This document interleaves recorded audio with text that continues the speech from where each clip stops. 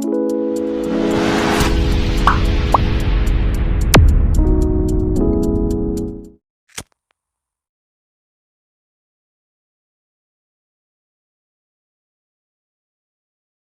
बयखौबो गोरलै solution YouTube चेनेलाव फिन बरायफिननाय जाबाय।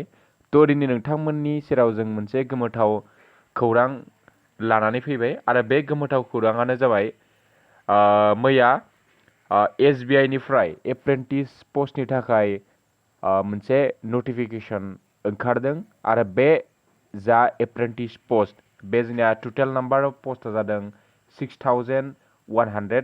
थ' जोंनि बयनिबो थाखाय बे मोजां अपरचुनिटि दा बेनि जों दा माला एप्लाइ जागोन बा बेसेबां भेकेन्सि दङ बेफोरखौ जोङो बा मा फरायनांगोन बा माबोरै एग्जामाव फरायबा जों पास खालामनो हागोन बेफोरखौ जोङो फारसेनिफ्राय जों सावरायखायनो जायफोरा गभर्नमेन्ट जब नागिरगासिनो बिथांमोना भिडिअखौ स्किप खालामालासिनो जोबजासिम नायबानो जाबाय। आरो जोंनि चेनेलाव दासान्दि कम्पिटिटिभ एग्जामफोरनि थाखाय जोंनिया भिडिअ टिउटरियेल सिरिज सोलिगासिनो आरो बेफोर टिउटरियेला जोंनिया 12:30 रिजनिं आरो क्वान्टिटिभ एप्टिटिउड जायो, ओमफ्राय 6:30 माने इभिनिंनि 6:30 इंलिश ग्रामार जायो, ओमफ्राय 5:30 मर्निंआव 5:30 जोंना जेनेरेल एवारनेस बा जिकेआ जायो। ओंखायनो जायफोरा गभर्नमेन्ट जबनि नागिरगासिनो बिथांमोनाबो जोंनि बेफोर टिउटरियेल्सखौ नायनानै प्रिपारेसन स्टार्ट खालामनो हायो।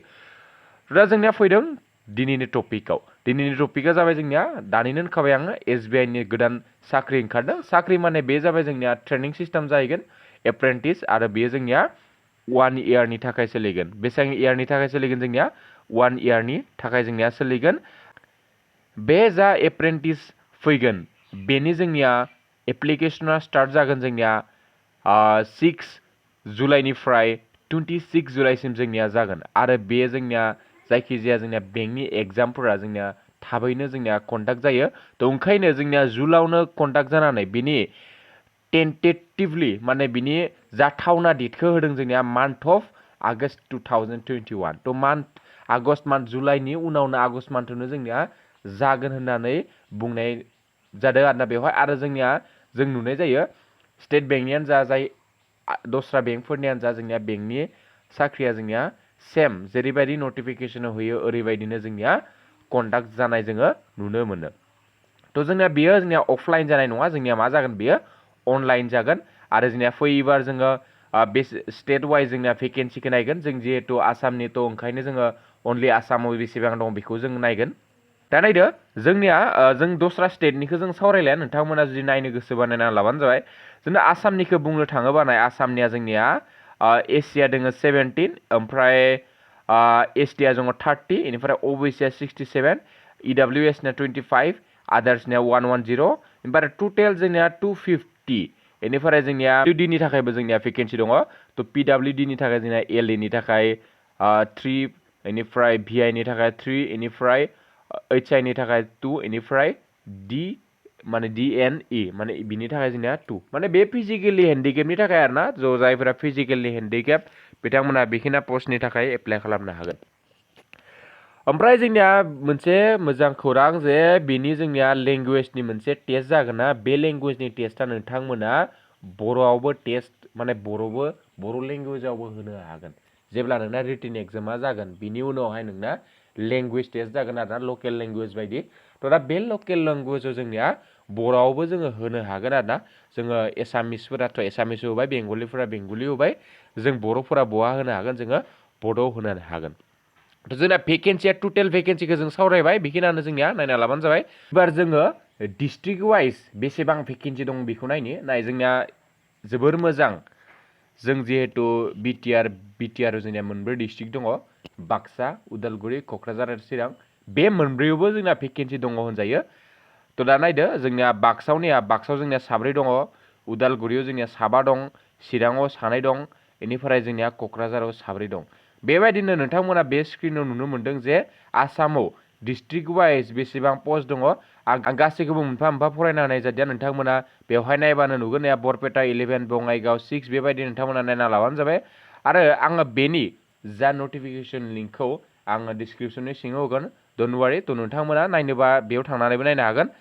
दा नेक्स्ट फैलायबाय एज बेवहाय जोंना बेसेबां एजआ होनो हागोन बेवहाय जोंना 20 निफ्राय जोंना 28 इयार्ससिम होनो हागोन जोंना maximum as indicated is for unreserved and EWS candidate. Relaxation in upper age limit is applicable as per Government of India guidelines for ST, SC, OBC, PWD candidate.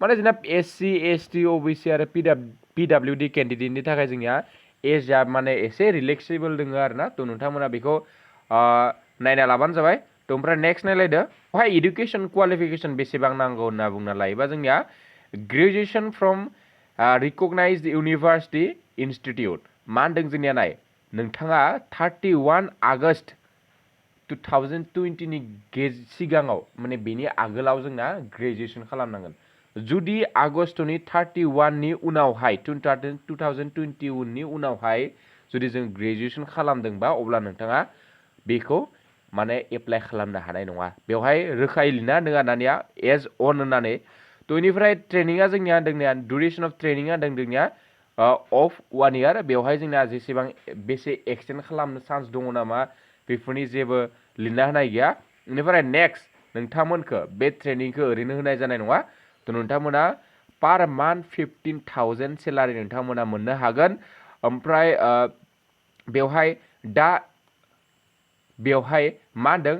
बेवहाय मा होनदों दा एप्रेन्टिस आर नट एलिजिबल फर एनि आदार allowance अर benefits थ' जेरैबायदि government जबफोरा बे सेलारिनि अनगायैबो आलदाफोर एलाउन्स बा बेनिफिट्स मोनो बेखौ जोंना जा जोंना एप्रेन्टिस बे पस्टखौ जा मावगोन बिथांमोना मोननो हानाय नङा होननानै बेवहाय आर नट एलिजिबल होननानै होदों आरोना जोंनिया सिलेक्शन प्रसिडिउरा जोंनिया अनलाइन रिटन टेस्टनि थाखाय जागोन अनलाइन रिटन टेस्टनिफ्राय जागोन आरो बे अनलाइन रिटन टेस्टआव जोंनिया मोनब्रै साबजेक्ट थागोन जेनेरेल बा फाइनेन्शियेल एवारनेस बिनि थाखाय जोंनिया 25 कुइसन थागोन आरो जोंनिया 25आनो मेक्सिमाम मार्क्स माने 1 मार्क्स कुरि थागोन बिनिफ्राय नाय मोनसे इयाव गोसो होनाय खौरां जे जोंनिया दुरेसन माने 15 गेजेरनि सिगाङाव नोंनिया बे जेनेरेल बा फाइनेन्शियेल एवारनेसनिखौ कुइसनखौ कमप्लिट खालामनांगोन बिनि उनाव जेनेरेल इंलिशाबो थिग बिदिनो जोंनिया 15 मिनिट्सनि गेजेराव जों कमप्लिट खालामनांगोन बेनिफ्राय क्वान्टिटिभ एप्टिट्युडआबो जोंना 15 मिनिट्सनि गेजेराव कमप्लिट खालामनांगोन बेनिफ्राय रिजनिं एन्ड कम्पिउटार एबिलिटियाबो जोंनिया 15 मिनिट्सनि गेजेराव कमप्लिट खालामनांगोन थ' बेनिया जोंना सेक्सन वाइज जोंनिया टाइम होनाय दङ आरो टोटेल टाइमा जोंनिया 1 आवार होनाय दङ बेवहाय जोंनिया नेगेटिभ मार्कखौ मोननो हादों 1/4 माने 0.25 दानगोन मोनसे कुइसन रं जाबा बेनिफ्राय जोंना हिन्दी आरो इंलिश लेंगुवेज जोंनिया थागोन बेनिफ्राय जोंनिया जा इंलिश पेपार इंलिश बाहागोआ जोंनिया इंलिश वानथा नोंथांमोना मोननो हागोन आरो बाकी मोनथाम पार्टखौ जोंना हिन्दी आरो बाइलेंगुवेज हिन्दी आरो इंलिशआव मोननो हागोन आरो बेवहाय नोंथांमोना नैबायदि नङा जे बेवहाय जों एग्रिग्रेड मोनसे काट अफ थागोन जे नोंथांमोना बिदि नङा जे जोंनिया आलदा जेनेबा पिअफोराव जोंनिया बेबायदि रुल थायो जोंनिया SBI पिअफोराव जोंनिया जेनेरेल एवारनेसनिबो मोनसे काट अफ दिहुनगोन बा क्वान्टिटि एप्टिट्युडनिबो काट अफ दिहुनगोन बाट जोंनिया एप्रेन्टिस पस्टआव बेबायदि नङा जोंनिया एग्रिगेट मोनसे काट अफ दिहुनगोन बेवहाय जुदि नोंथाङा सिलेक्ट जानो हाबा नोंथाङा बेवहाय पास जाबाय होननानै हमना ला आरो जोंनिया एग्जाम सेन्टारखौ बुंनो थाङोबा आसामनि एग्जाम सेन्टारा जागोन डिब्रुगड़ गुवाहाटी जरहाट सिलचर एन्ड तेजपुर नोंथांमोना चुज खालामना लाबानो जाबाय ओमफ्राय आरो जोंनिया बेवहाय मिथिनो गोनां खोथायाथ' बेखिनियानो आरो जोंनिया नायदो बिनिफ्राय बेनिया नायदोंनिया जोंनिया फिसा जोंनिया ST आरो PWD नि थाखाय जोंनिया निल होनाय दोङो थ' बे जोंनि थाखाय मोजां खौरां आरो नोंथांमोना आं जोबोर दंनिया लिरनो हानाय थ' आं गासैखौबो बुंनो हानाय जायासै आं बेनि जा लिंक बेखौ जों डिसक्रिपसनाव होनाय जाबाय थ' ओंखायनो जायफोरा बे SBI आव ट्रेनिं लागोन बा साख्रि मावगोन होनना सानगासिनो बिथांमोना बे केसनाव थाबैनो थांनानै एप्लाइ खालामहैदो मानोना जोंना बे जोंनि थाखाय मोजां अपरचुनिटि जोंनि गावनि डिस्ट्रिक्टआवबो जोंनिया पस्ट दङ आरो बेनि एग्जामनि थाखाय नोंथांमोना जोंनि जा जों टिउटरियेल्स होगासिनो बेखौ फल' खालामनानै फरायलांबाय थाबानो जाबाय आरो लोगोसे गावनो टेस्ट सिरिज बेफोरबायदि कुइसनफोरखौ सल्भ खालामलांबाय थाबानो जाबाय अब्लानो जोङो अभियासलि जोङो पास जागोन होननानै आसा खालामनो हायो थ' गोजोन्थों फरायसा नोंथांमोन बाय बाय